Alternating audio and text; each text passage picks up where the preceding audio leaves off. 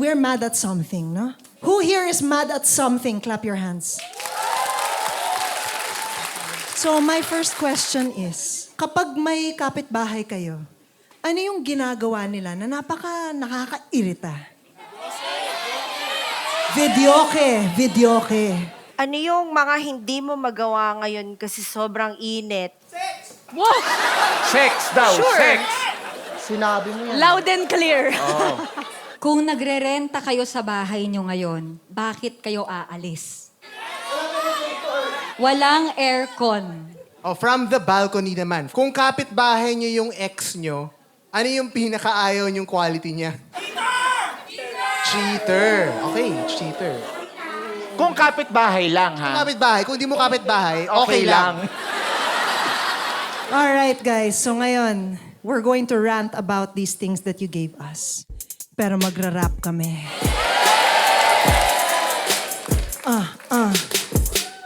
Bakit ba kayo ay maingay? Mga aking kapitbahay, nakakainis ang boses nyo.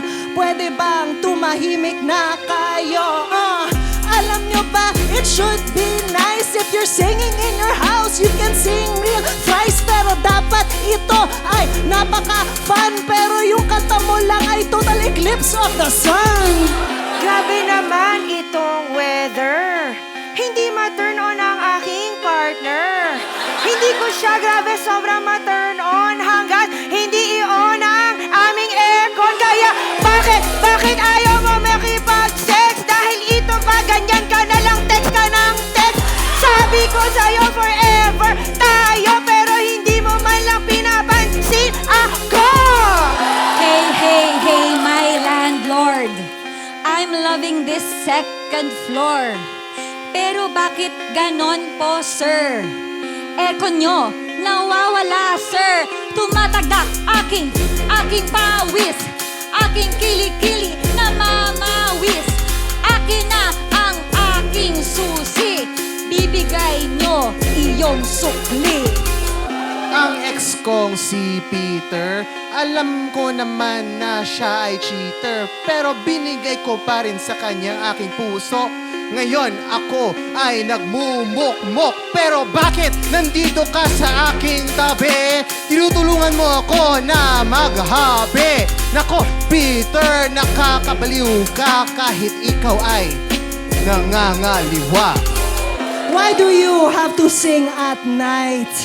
That really doesn't make it right. Kasi ako'y natulog, wala akong choice. Ang lakas ng music mo na Venga Boys. Huwag ka na malalaban. Ito i-on ko na ang electric fan. Pwede ba? Paano tayo magkakaanak kung nandyan kasi TikTok naghahalak-hak?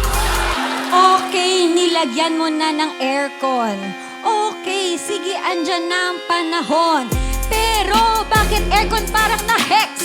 Hindi tuloy ako makapag-sex. Bakit pa kita babalikan kung ang abs mo ay bigla na naging isang tiyan?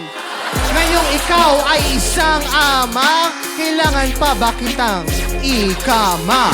Isa lang talaga ang reklamo. Sana yung pagkanta mo ay disintonado. Pag magtanggal ka ng clothes, malamig na. Pag magtanggal ka ng clothes, malamig na.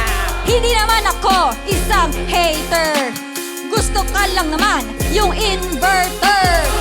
Sabi mo sa akin I am the one, pero di ka naman nagsistick to one. Di ka naman nagsistick to one. Di ka naman nagsistick to one.